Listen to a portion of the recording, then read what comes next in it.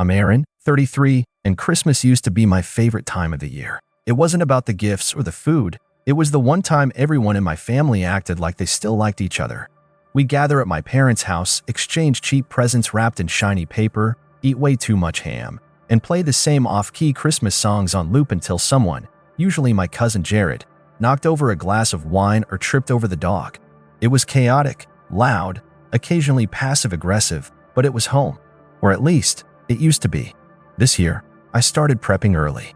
I got a few thoughtful gifts shipped out, nothing crazy, just things I knew they'd like. A new immersion blender for mom because hers had started smoking during Thanksgiving. A pair of limited edition sneakers for my sister Emily, who never shuts up about her fashion TikTok. And I even mailed a crate of specialty beers for dad, which I knew would be gone by Boxing Day. I didn't mind spending the money. I've been fortunate, my job pays well, and even though I live in a studio apartment across the state, I always made sure to help out when things got tight back home. Rent, utility bills, car insurance. I'd sent more than a few quiet transfers when my dad would text something vague like, "Can you spot me till next Friday?"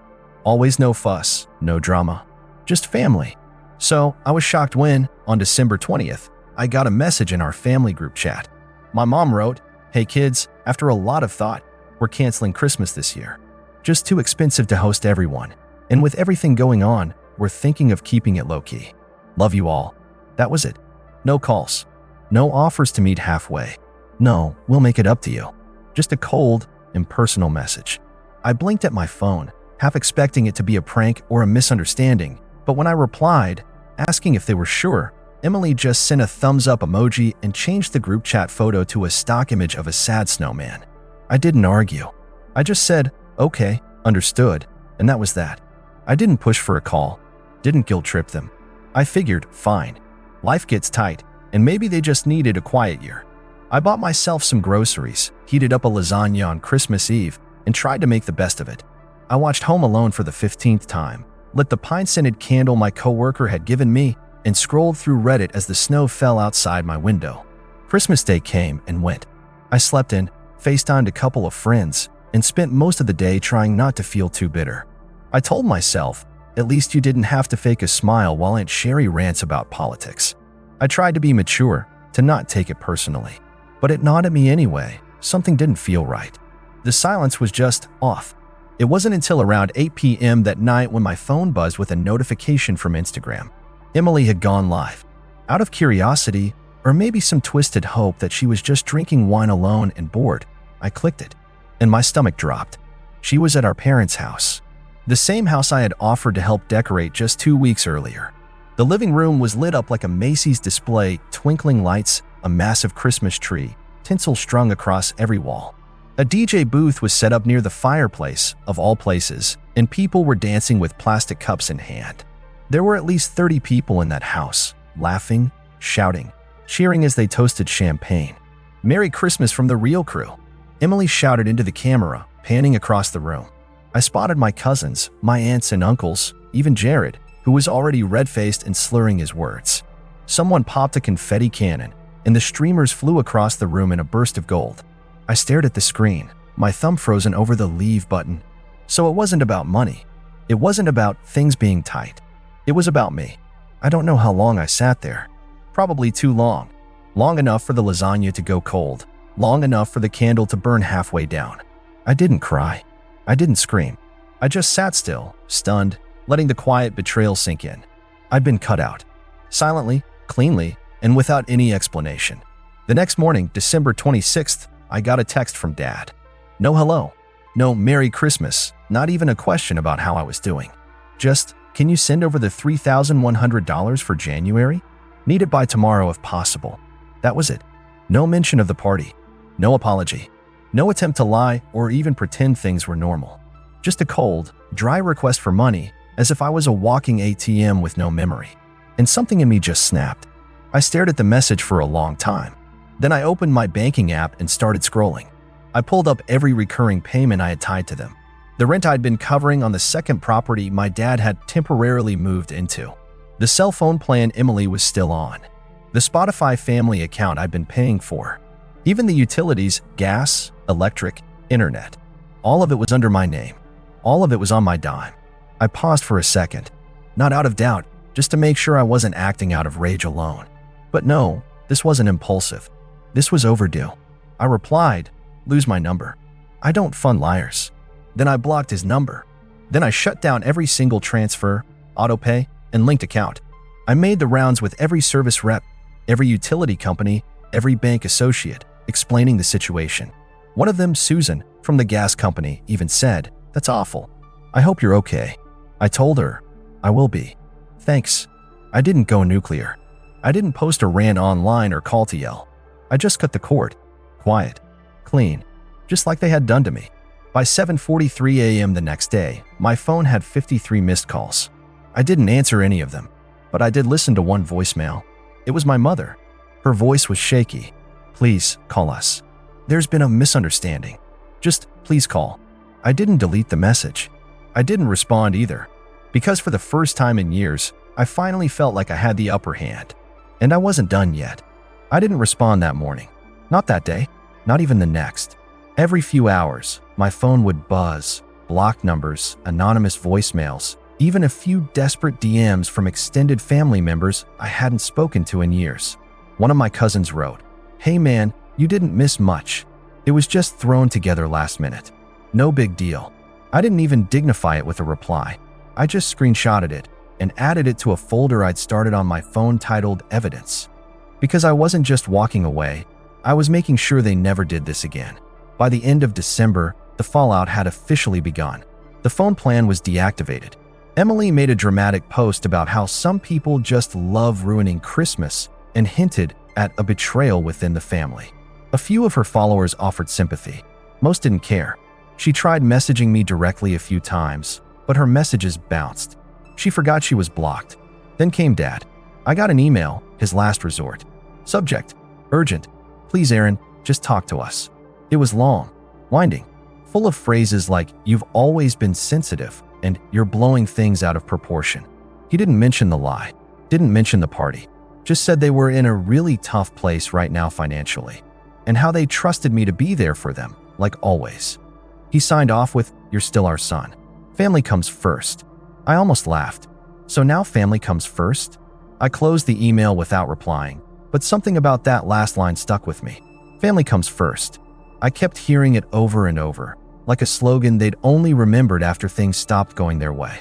And maybe it would have ended there, just the quiet satisfaction of cutting off the lifeline they assumed would always be there. But then my bank flagged an unusual login attempt. At first, I thought it was phishing, but after a quick call, they confirmed it. Someone had tried to access my online banking from a known device, an old iPad I'd left at the house during a visit 2 years ago. I hadn't thought anything of it back then, but I'd never logged out. I stared at the report on my screen. Someone had tried 3 times to change the password. I knew exactly who it was. The next morning, I drove out. I didn't call ahead. I didn't warn them. I just showed up. Their house looked exactly like it always had. Christmas lights still hanging, drooping and half dead by now, with a plastic Santa slumped sideways on the lawn. I parked across the street and just sat for a moment. The windows were dark. No laughter. No music. Just silence. I rang the bell once. No answer. Then I knocked. Eventually, the door opened. My dad stood there in a wrinkled hoodie, hair unkempt, eyes tired, like he hadn't slept in days. "Aaron," he said, like he couldn't believe I was real. "Where's the iPad?" I asked. He blinked. "What? The one I left here. Where is it?" He shifted. I mean, we haven't used it. Maybe Emily." "Save it," I said. "I know someone tried to access my bank. From that device. 3 times. He opened his mouth, then shut it. "I'm here to collect it. And then I'm done. For good." He didn't argue. Just turned and walked back inside. I stepped in after him. Just for a second. Just long enough to see the aftermath. The house was a mess. Trash still in the kitchen from the party. Empty bottles on the counter. The vibe was different now. Dead. Drained. Whatever joy they'd faked for Instagram had dried up the second the money disappeared. Emily came down the stairs as I was leaving. She looked like she'd been crying. She opened her mouth, probably to deliver some half-baked apology or excuse, but I didn't stop walking. I didn't care anymore. I grabbed the iPad off the living room table and walked out. "Wait, Aaron, can we talk?" she called after me. "Just 5 minutes. Please." I turned at the door. I gave you 5 years, I said. We're even. I left, got in the car, and didn't look back. Back at home, I reset every password, disabled every device, and called my lawyer friend. Not to sue them, just to get a few things in writing. I wanted everything airtight. No way for them to sneak back in. No loopholes. A few days later, I got another email. Subject, apology. This one was shorter. Just a few lines. My mom this time. We made a mistake. We thought you'd always forgive us. We didn't realize how far we'd pushed you. I'm sorry. We all are. Please, if there's any chance we can talk, I'll listen this time. I promise. I didn't reply, not out of spite, but because sometimes silence is the only language people like that understand. I didn't need revenge in the traditional sense. I didn't need to humiliate them or scream in their faces. I just needed them to feel what it's like to lose something they never thought could walk away. And judging by the silence that followed, they did. January drifted by in a blur of cold mornings and quiet evenings. I kept my head down at work, avoided social media, and made a point to focus on myself. It was strange at first, this silence. No constant texts asking for a little help or passive-aggressive messages about how I never visit. No last-minute requests for transfers. No guilt. Just peace. But of course, it didn't last. The first crack came from Aunt Meredith. She called from a number I didn't recognize, and when I picked up out of curiosity, her voice came through tight and sharp, like she'd been holding back. Aaron, she said, I'm just calling to say, I'm disappointed. I didn't respond. I waited. Whatever happened between you and your parents is one thing, she went on, but you don't turn your back on family, especially not when they're struggling. I kept my tone even. Meredith, did they tell you why I stopped helping? She paused. They said you had a meltdown over not being invited to a last-minute party, that you're blowing things out of proportion. I let out a slow breath. Did they also tell you I've been paying their rent for nearly 3 years? That I've covered Emily's phone bill, Dad's gas, and Mom's grocery deliveries while they were posting selfies with champagne? Another pause. Longer this time. Well, she muttered, even if that's true, it doesn't justify cutting them off completely. I didn't cut them off, I said. They chose to exclude me. I just accepted it. She sighed. Aaron, you're better than this. No, I said quietly. I used to be, but better just made me useful. Now I'm done. I hung up before she could reply. I didn't feel anger. I didn't feel sad. I felt clean, but they weren't done. 2 days later, I came home from work and found a handwritten envelope wedged in my doorframe. It was from my mother. Inside was a letter for pages long. She had written it in cursive, her attempt at making it feel personal, I guess. It opened with a tearful apology. She admitted they shouldn't have lied about canceling Christmas. She confessed to letting Emily take the reins and not wanting to stir things up by insisting I be invited. She said they knew I'd be upset but thought I'd understand in time. What stuck with me most was a single line. About halfway down, we didn't think it would hurt you so badly. We assumed you'd be used to it by now. I stared at that sentence until the ink blurred. Used to it. Like it was normal. Like being left out was just a role I should have learned to accept. I didn't finish the letter. I folded it back up, slid it into the envelope, and placed it in the kitchen drawer with the few other things I kept from them. The drawer I didn't open anymore. That night, I received another voicemail. This time, it wasn't pleading. It was Dad. His voice was tight, controlled. The way he got when things didn't go his way. You've made your point, he said. We get it. You're upset. You want to teach us a lesson. Well, congratulations. Everyone's talking. Your aunt's furious. Your sister's humiliated. And your mother? She hasn't slept in days. A pause. But don't think you're better than us, Aaron. You're not. You're just bitter. You always have been. And when this phase ends, and it will end, you'll come crawling back, just like you always do. He hung up. I didn't delete the voicemail. I replayed it once. Then again. Then I hit save. Because that was it. That was who they were. Not the tearful letters. Not the fake Instagram apologies or vague DMs from extended family. That message? That was the core. They weren't sorry for what they did. They were sorry I finally stopped letting it slide. The next day, I sat down with a notary. I updated the deed transfer for a small piece of land I had inherited from my grandfather.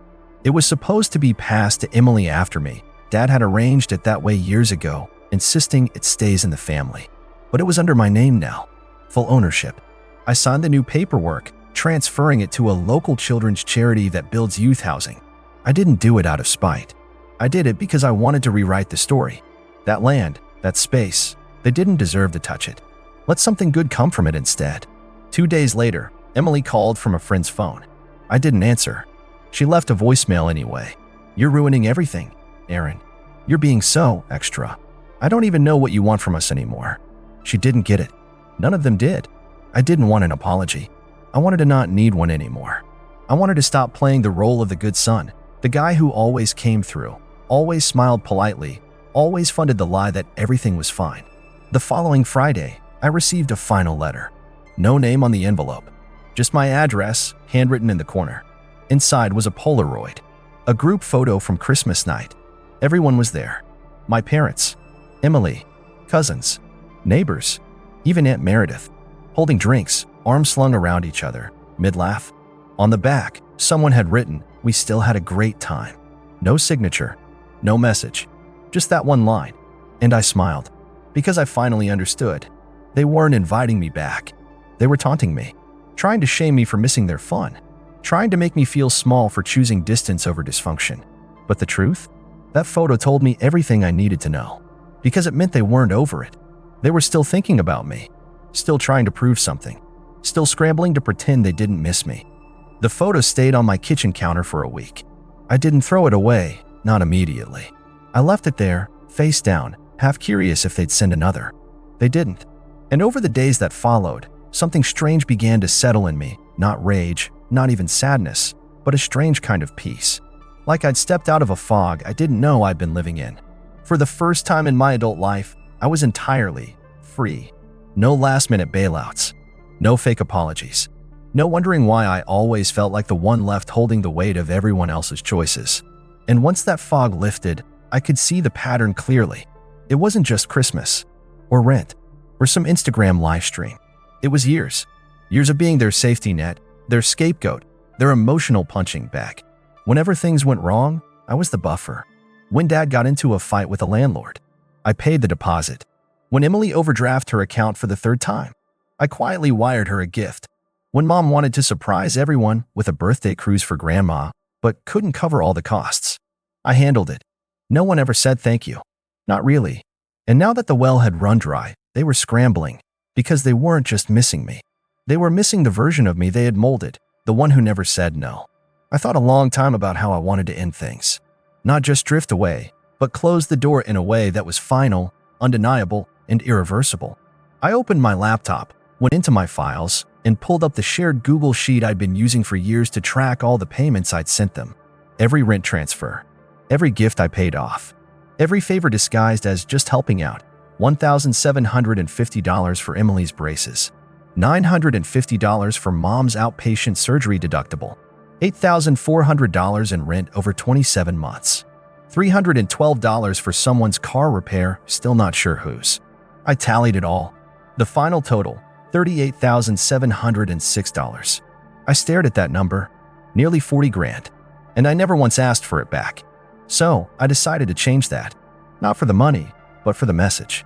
I wrote a letter, a real one, printed and signed, and I sent copies to all of them: Mom, Dad, Emily, and Meredith, all the key players in this twisted little performance they called family. Here's what it said: "To whom it may concern, you know who you are. This is not an apology, nor a plea for reconciliation. This is a statement of fact. Over the last several years, I have financially supported this family in ways no one should have been expected to. I did so quietly, without resentment, and always with the belief that I was doing the right thing. That belief was a mistake. I was not helping. I was enabling. What I received in return was not gratitude, but entitlement. I was not treated as a brother, a son, or a loved one. I was treated as a resource, a silent donor to your lives, a background character in your celebrations, a checkbook disguised as a relative. You lied to me. You excluded me. You gaslit me into believing that I was being dramatic for wanting basic decency. That ends now." Enclosed is an itemized summary of the funds I provided over the last 6 years. I am not requesting repayment. Consider it a formal receipt for services rendered. Services I will no longer be offering. Effective immediately, I will no longer be part of this family's group chats. I will no longer cover any expenses, debts, or emergencies. I will no longer attend any events, holidays, or gatherings. I will no longer be spoken of as the one who turned his back. I didn't. You closed the door first. Please do not contact me unless it is to acknowledge this letter and take full responsibility for your actions, without excuses, without spin, and without expecting anything in return. I have changed the locks on every door you used to slip through. I suggest you do the same for your own homes and your own hearts. Sincerely, Aaron. I attached the itemized payment log and mailed them out certified. 2 weeks passed. Silence. Then, a single email. From Mom. Subject. Just one thing it read. I read your letter. I don't agree with everything, but I see your point. I just wish you'd said something sooner. We could have fixed it. That was the closest thing I ever got to an apology. But I didn't reply, because we couldn't have fixed it. Only they could have, and they chose not to. Over and over again. So I did something I should have done a long time ago. I moved. I found a new apartment in a new city.